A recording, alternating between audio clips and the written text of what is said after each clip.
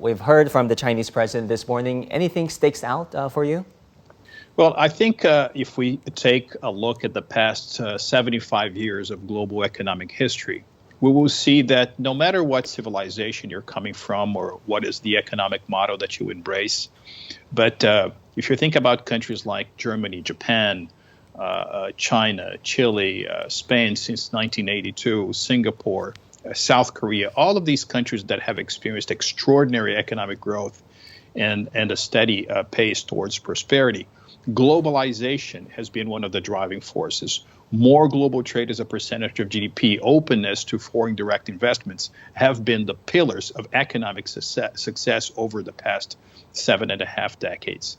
And I don't see why, say, the resurgence of the pandemic or geopolitical tensions or even global inflation that has picked up in recent years should be a way to create an alternative to more globalization, to more international cooperation, to increased flows of investment. So keeping the economy, the global economy open is to keep the global economy going. So if this message is broadcast and embraced by countries even in difficult times, such as the one that we're living in, then I think we have a much better chance of achieving economic success.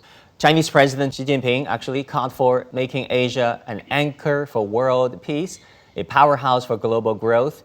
How do you see that happening? Once again, I mean, if you compare Asia to other regions of the world over the past 3 to 4 decades, you will see that Asia has become indeed the geoeconomic meridian of the globe. It's not only because of the early success of Japan and the success of South Korea, but now with the extraordinary economic performance of China over the past 30 to 35 years. You have the bulk of global population here. It's the manufacturing hub of the world.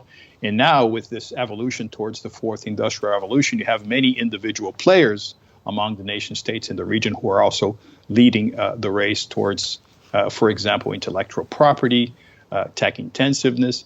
And this may actually mean a very good news for the rest of the world. I take, for example, the region where I'm from, which is Latin America. As Asia rises, some of the traditional comparative advantages of Latin America stand out in the production of food, in the production of those goods that are going to cater to the rising population and the rising economic status for Asia. And that's why you see the levels of trade and the levels of investment going up among regions like Asia and Latin America. So I think it's actually a good piece of news and a piece of news that brings about more opportunities for other regions in the world.